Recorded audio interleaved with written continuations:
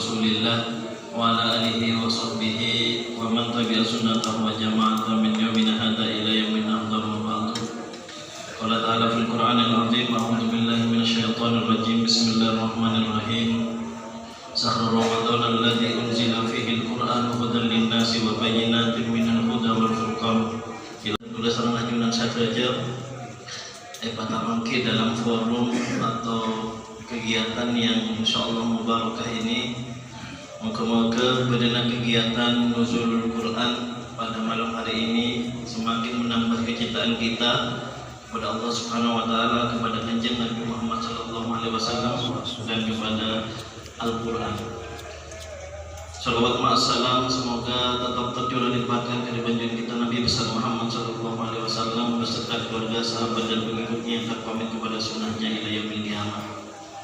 Para hadirin, saya sangat betul mulyaki, tak banyak pamator yang bisa saya sampaikan.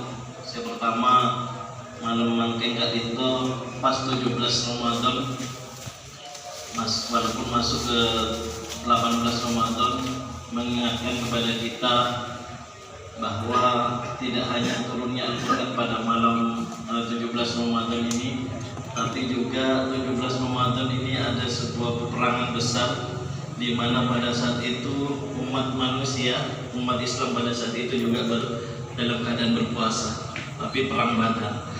Nah, saat ini peperangan kita, terutama anak-anak muda ini adalah peperangan bagaimana melawan ideologi transnasional, intoleransi dan lain sebagainya. Tapi alhamdulillah di Kecamatan Bungatan Kak Dito selama Tengkulem menjadi camat Bungatan 5 bulan, alhamdulillah keadaan situasi keagamaan kita ini cukup kondusif dan sangat religius, sehingga hal ini menopang terhadap jalannya pemerintahan di Kecamatan Bungatan. Sehingga Tengkulem juga mau tidak mau harus mengikuti alur bagaimana masyarakat Bungatan yang ada di sini. Oleh sebab itu pemerintah kecamatan juga memiliki program Safari Ramadan.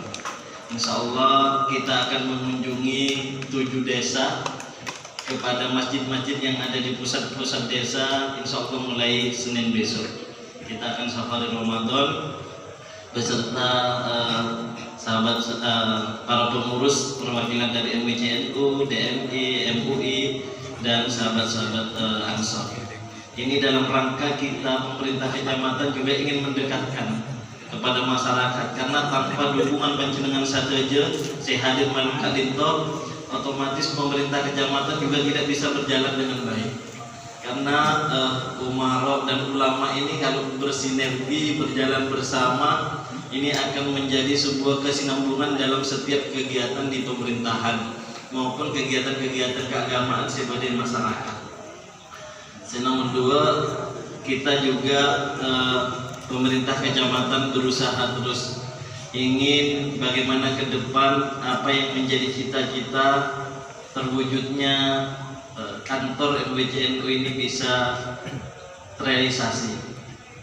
Saya insya Allah secara pribadi maupun selaku camat akan semaksimal mungkin menggunakan jaringan yang kami miliki. Insya Allah saya mau bertemu teman saya di Jakarta untuk bisa mengakses dana sehingga bisa membantu kelancaran pembangunan MWCNU di Kecamatan Bungatan. Nyon tuana panjenengan saja moga-moga bisa lancar dan terketuk hatinya untuk ikut membantu pembangunan MWCNU di Bungatan. Mungkin yang terakhir, Tengkulem nyoona dukungan terus, doa dari panjenengan saja saya hadir di Kak Dito untuk terus memberikan doa dan support kepada jalannya pemerintahan di Kecamatan Bungatan.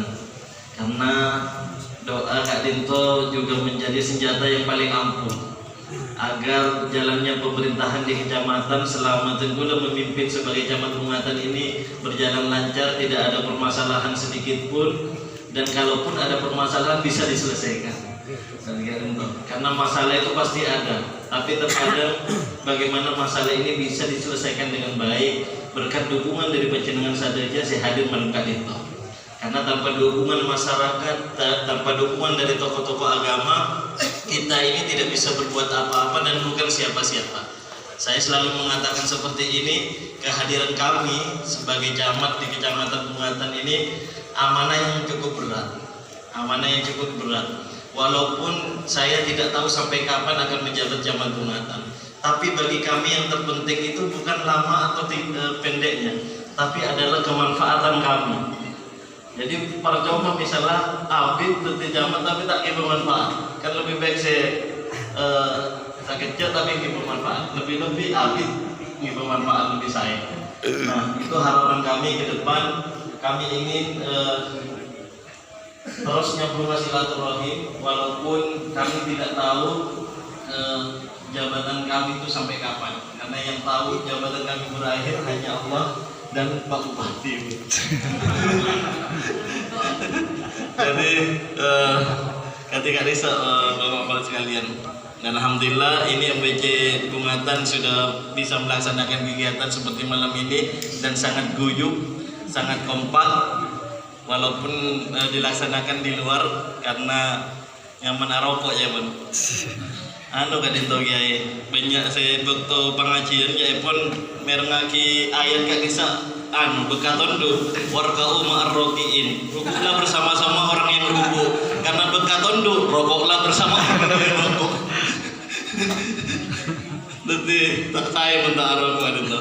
Ini khasnya kita kaum Nahdien. Paling terakhir, semoga keberadaan saya juga bisa mentransformasi bagaimana kuantitas warga Nahdien ini menjadi sebuah kualitas. Ini tantangan kita, terutama semangat Nahdlatul Tujar yang sudah didengungkan oleh para muassis kita pada saat itu, bagaimana ini bergeliat di Kecamatan Bungatan. Karena tanpa ekonomi yang berjalan, maka juga terhadap organisasi Kadinto juga agak tersendat. Nah, ini tantangan kita ke depan. Semoga saya ke depan bisa mewujudkan bagaimana kemandirian ekonomi, terutama di MBCNU Bungatan ini. Ayo kita rancang bersama.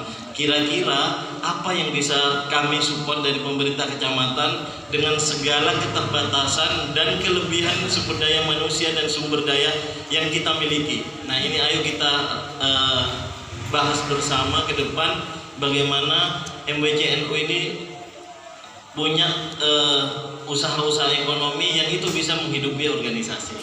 Ketika Dinto, memang berat tantangan kita karena ini mungkin yang selalu menjadi pembahasan kita, bagaimana semangat kemandirian ekonomi ini, lebih-lebih sudah abad kedua Kadinto. Jadi NU sudah harus waktunya bertransformasi. Walaupun kita ini besar, kadang Manabi Raja Kadinto pada pertanyaannya, bisa enggak gerakannya kita itu lebih lincah. Kadang dari saking raksasanya Kadinto aja ke sarah Kadinto. Jangan sampai kita seperti itu. Tapi bagaimana kuantitas yang banyak ini, ayo kita manfaatkan. Dan alhamdulillah di Kecamatan Bungatan, masyarakat yang banyak, kuantitas itu yang luar biasa ini, tapi didukung oleh struktural yang kuat, yang semangat, yang aktif. Karena ada di beberapa wilayah saya lihat di mana tingkat kulturnya kuat, tapi di struktural agak lemah. Sama itu yang saya hadapi di sahabat-sahabat di di Ansor, terutama di Banyuglugur, ketika desa. Ini masih tantangan kita. Nah, ke depan kita akan menggarap bersama. Tapi alhamdulillah di MBC Bungatan ini luar biasa. Saya beberapa kali menghadiri kegiatan-kegiatan dan insya Allah selama saya tidak berhalangan, setiap kegiatan MBCNU saya pasti hadir, Kiai. Jadi saya niatkan seperti itu karena dukungan dari panjenengan semua yang hadir di sini itu sangat penting terhadap jalannya pemerintahan kecamatan. Program-program kita di kecamatan, pemerintah kabupaten tidak akan bisa berjalan tanpa dukungan panjenengan semua.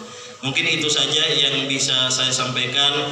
Semoga di malam yang mulia ini juga kita terus mendapatkan aliran barokah, terutama barokah ini kata Kiai itu ziyadatul khair, bertambahnya kebaikan. Jadi hadirnya kita ini semoga terus menambah kebaikan-kebaikan pada diri kita, kebaikan pada masyarakat, lebih-lebih kepada pemerintah kecamatan Bungatan.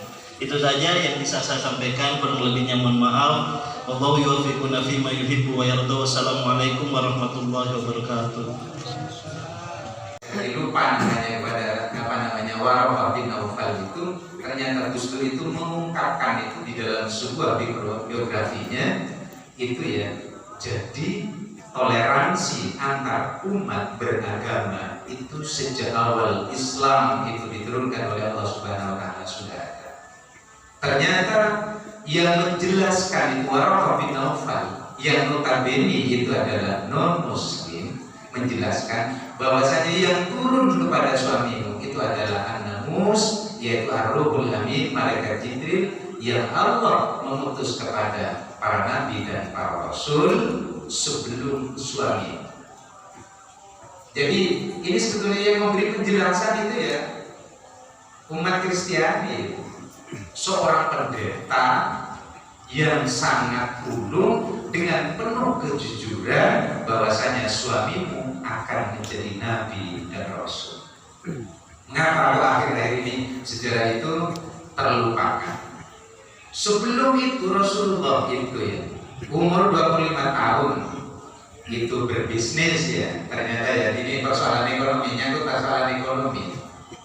Karena masyarakat Arab pada waktu itu dan sampai sekarang ini pada waktu itu ya masyarakat Madinah ya berpindah dari satu tempat ke tempat yang lain karena memang kondisional, kondisinya itu negaranya itu tandus.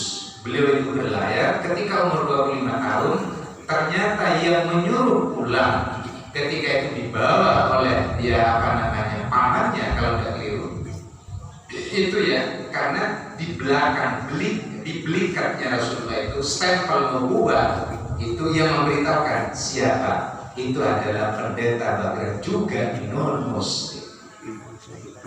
Karena orang yang seperti ini nabi dan rasul yang akan diturunkan oleh Allah Subhanahu wa taala terakhir ini banyak orang yang mengincar untuk dihabisi. Mohon maaf, ini bukan mungkin, tetapi sejarah dia tidak tertimbun, biar lurus selurus-lurusnya. Ternyata dua pendeta itu ya saudara sepupu dari Sayyidatuna Khadijah dan pendeta Bakhira yang notabene itu muslim memberitahukan secara objektif bahwasanya ini adalah seorang nabi dan rasul yang diturunkan oleh Allah Subhanahu wa taala terakhir. Jadi para bapak dan saudara-saudara sekalian yang kami hormati, ini sangat amat luar biasa. Jadi kami tidak bisa menjelaskan, mungkin nanti ketika dialog ini berlanjut, umpamanya nanti pertanyaan-pertanyaan ini bagaimana ya mengaplikasikan nilai-nilai Al-Quran di dalam kehidupan itu agar supaya kita menindaklanjuti seperti para khulafaur rasyidin. Mohon maaf, ini salah satu pendapat khalifah yang ketiga, pertama Abu Bakar, yang kedua Sayyidina Umar, yang ketiga Sayyidina Utsman. Mohon maaf macam dan kepada pejabat yang ada dan juga kita sebetulnya juga sama-sama menjadi pemimpin. Beliau itu mengatakan demikian, antum ila imamin fa'alin ahwaju minkum ila imamin qawalin. Yang dibutuhkan masyarakat, yang dibutuhkan oleh bangsa itu adalah pemimpin yang banyak kerja ketimbang pemimpin yang hanya menebarkan wacana. Mohon maaf, ini katanya orang Jawa, janganlah menjadi pemimpin jargone iso ujar tetapi iso necakan gak iso melakoni. Jadi janjian guys, model apa tentang lo janjian guys. Sedangkan imam dalam konteks imam di sini ya kullukum ra'in. Kata kul ini ya, setiap kamu katanya Rasulullah adalah pemimpin. Kita sebagai suami pemimpin terhadap istri dan anak serta keluarga yang ada. Kita pemimpin, kalau kami itu memilah ya mohon maaf, ada pemimpin politis melalui proses politik tentunya seperti bupati, gubernur dan presiden, dan juga ada pemimpin kultur seperti kita ini ya pengurus Jamiah Nahdlatul Ulama, ini pemimpin kultur. tidak ada gajinya. Ada pemimpin struktur seperti Pak Camat, seperti Bupati, Gubernur, dan orang-orang yang mengitari itu pemimpin struktur. Ada juga pemimpin fungsional, yaitu guru, baik di lembaga formal ataupun non formal. Jadi semuanya semuanya kita adalah pemimpin. Istri juga pemimpin terhadap anak dan cucu di dalam keluarganya. Jadi bagaimanapun seorang pemimpin, makanya kullukum ra'in wa kullukum mas'ulun an ra'iyyatih. Maka setiap pemimpin itu akan diminta LPJ, bukan lampu penerangan jalan, tetapi dia laporan pertanggungjawaban daripada aktivitas yang dilakukan selama dia memimpin di dalam kehidupan dunia ini. Ini Pak Camat, saya juga dapat bocoran dari tim Aswaja Center Jawa Timur bahwa model-model lembaga tahfidz, rumah-rumah tahfidz itu ternyata akhir-akhir ini banyak yang justru ditunggangi oleh kelompok-kelompok sebelah. Maka Cek Gampang mengatakan orang-orang kita atau kita itu saja ahlul bidah. Tukang bayi-bayi itu. Jadi kenapa istilahnya nyereng? Nyereng pula hanya mengatakan itu bahwa peringatan nuzulul Quran.